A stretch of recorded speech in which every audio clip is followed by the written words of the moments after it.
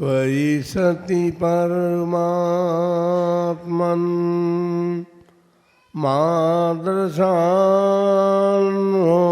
मुग्धान् कथम तनुवशत्वान् बुद्ध के शान्यजेहम् सुगतमगधरं वा वागधीशं शिवं वा जितभवमभिवन्दे भासुरं श्रीजिनं वा।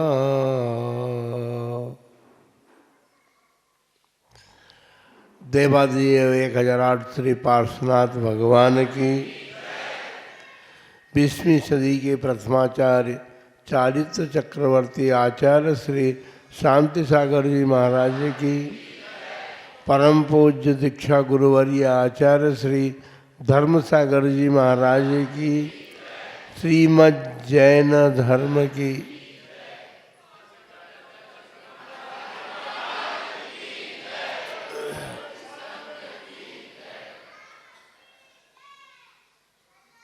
सर्वशक्तिमान प्रभु संसार में जिनसे अधिक कोई शक्तिशाली नहीं है, ऐसे वीतराग प्रभु की वार्ता आप सुन रहे थे। प्रभु का अर्थ होता है भौतिक शरीर में यदि हम लगाएं उस प्रभु शब्द को तो प्रभावान होता है।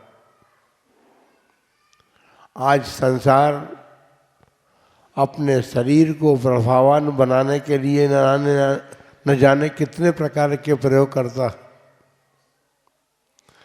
लेकिन प्रभु का शरीर तो प्रभावान जन्म से ही है। भले ही नेमिनाथ भगवान हो या कोई भगवान हो, पद्मपुर भगवान हो, उनके लाल नीले कलर के शरीर हो, लेकिन शरीर उनके इतने प्रभावान होते हैं कि प्रभामंडल की आवश्यकता नहीं पड़ती। समोसरण में जब भगवान विराजमान होते हैं तो उनके शरीर से निकलने वाली प्रभा ही जो है वहाँ का भामंडल बन जाती है। प्रभु का अर्थ तो प्रभावान से मतलब है। यदि हम प्रभु का अर्थ भगवान करें तो भग का अर्थ ज्ञान होता है, और ज्ञान भगवान मतलब ज्ञानवान। हमारे आराध्य प्रभु जो हैं वे संपूर्ण ज्ञान के स्वामी होते हैं। उनका ज्ञान जगत के सभी पदार्थों को जानने में, पदार्थों को ही नहीं, उन पदार्थों के परिणमन होने वाली अनंत पर्यायें जो हैं और उनके अनंत गुण जो हैं, उन सब को जानने में सामर्थ्यवान उनका ज्ञान होता है। इसलिए प्रभु को हम भगवान भी कहते हैं। शक्ति की अपेक्षा यदि देखा जाए तो सर्वशक्तिमान होते हैं भगवान।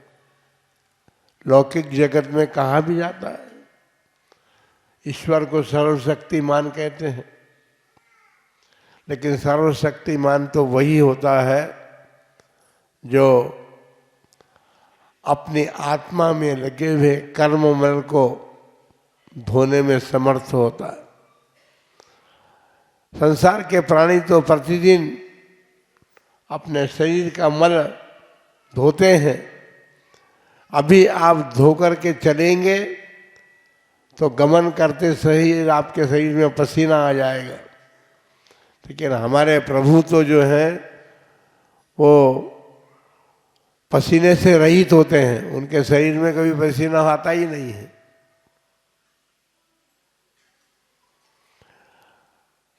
ऐसे अनंत गुणों की बात करें, वैसे तो 34 गुणों की बात शास्त्रों में अपने देखने में विशेष रूप से आती है। अनंत गुणों की बात तो बहुत अधिक है। जन्म के 10 अतिशय होते हैं। जब प्रभु को केवल ज्ञान होता है तो केवल ज्ञान के 10 अतिशय होते हैं। 14 अतिशय देवकृत होते हैं। और अतिशय का मतलब होता है आश्चर्यजनक कार्य, जिनके जीवन में, जिनके पौद्गलिक शरीर में भी 10 प्रकार के जन्म के अतिशय देखे जाते हैं। उन प्रभु के गुणों का वर्णन करने में कौन समर्थ हो सकता। बंधुओं, हमको ऐसे सर्वशक्तिमान भगवान मिले। रागी द्वेषी तो संसार का प्रत्येक प्राणी है, अपने इष्ट पदार्थों में राग करता है और अनिष्ट पदार्थों के प्रति उसके अंतर्गत द्वेष उत्पन्न होता है। वह राग और द्वेष व्यक्तियों में भी समावित होता है और जगत के जितने पदार्थ हैं उनमें भी वो राग और द्वेष कर सकता है। कुछ पदार्थ उसको इष्ट लगते हैं, कुछ पदार्थ उसके लिए अनिष्ट होते हैं। वो नहीं चाहता है, वो पदार्थ सामने आ जाता है तो उसको द्वेष उत्पन्न हो जाता है। अरे पदार्थों के, संसार के पदार्थों की क्या बात करें। घर में पत्नी होती है, बच्चे होते हैं, वे यदि हमारे प्रतिकूल होते हैं तो हमारे मन के भाव अलग प्रकार के हो जाते हैं, और यदि वो अनुकूल होते हैं तो हमारे भाव जो है वो अलग प्रकार भिन्न, उसमें भिन्नता होती है। पर वीतरागता में तो ये कुछ भी नहीं होता। वीतराग भगवान हमारे हैं, उनमें इष्ट अनिष्ट की कल्पना भी नहीं होती। किसी को अच्छा और किसी को बुरा माने, ये उनमें नहीं होता। उस वीतरागता को प्राप्त करने के लिए जिन्होंने जन्म धारण किया है, वे उस पुरुषार्थ की ओर अपने कदम बढ़ाते हैं, जिसे धर्म पुरुषार्थ कहा जाता है। और धर्म पुरुषार्थ ही पुरुषार्थ है। अर्थ काम पुरुषार्थ तो सभी लोग करते हैं, संसार के प्राणी। पर धर्म का पुरुषार्थ मोक्ष पुरुषार्थ के लिए किया जाता है, और उसके लिए वीतरागता प्राप्त करना अत्यंत आवश्यक है। जब तक हमारे भीतर वीतरागता प्रकट नहीं होगी, तब तक मोक्ष का पुरुषार्थ सफलता को प्राप्त नहीं हो सकता। रागी द्वेषियों ने कभी मोक्ष प्राप्त नहीं किया। भगवान, सारा संसार उनको भगवान मानता हो, किंतु उनके राग द्वेष के कारण वे अभी परमात्मा नहीं बन पाए। परमात्मा शक्ति कहीं बाहर से नहीं आती है, हमारे आत्मा में ही वो शक्ति विद्यमान है। भगवान अपने भीतर शक्ति को जान गए और उन्होंने अपनी उस शक्ति को प्रकट करने के लिए परम पुरुषार्थ किया। आज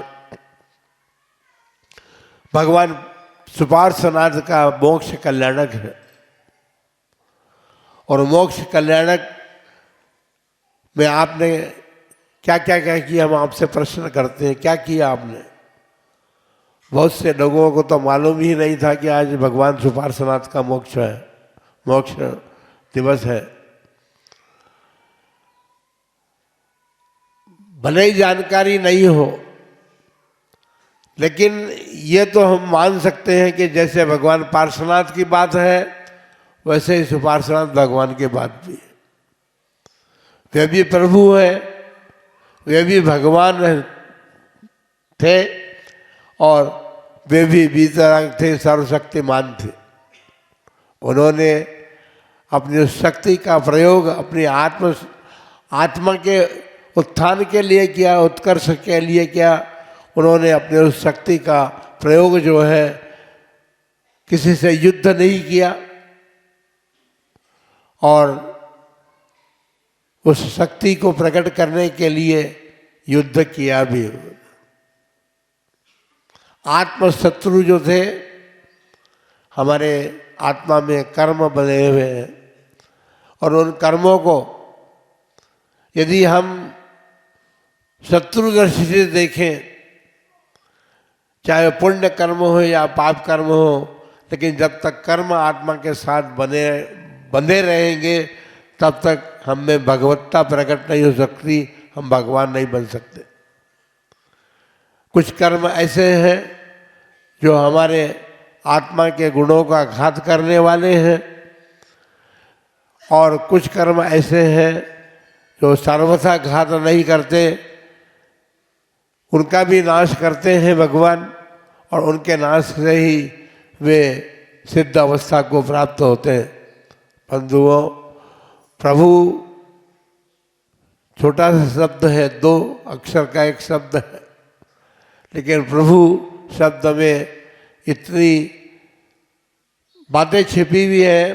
यदि आप चिंतन करें, विचार करें, तो प्रभु शब्द को चिंतन करते करते आप बहुत दूर तक चल सकते हैं, बहुत दूर जा सकते हैं। प्रभु हमारे कैसे हैं? प्रभु वही हो सकते हैं हमारे जो सर्वशक्तिमान हो। नेमिनाथ भगवान की एक छोटी सी उंगली को टेढ़ी कर दी तो नारायण, श्री कृष्ण नारायण उसको सीधी नहीं कर सके। तो ऐसे शक्तिमान हमारे सभी भगवान हैं। सारे के सारे भगवानों में उतनी ही शक्ति होती है, वो अनंत शक्ति के धारक होते हैं और अनंत शक्ति के धारक प्रभु हमने प्राप्त किए हैं। हमने वो उस कुल में जन्म लिया है जहाँ उस अनंत शक्तिशाली भगवान की आराधना अर्चना होती है। हम यत्र तत्र सर्वत्र अपनी दृष्टि न घुमा करके अपने सुख को प्राप्त करने के लिए प्रारंभ करें धर्म का, जिनेन्द्र भगवान के दर्शन से।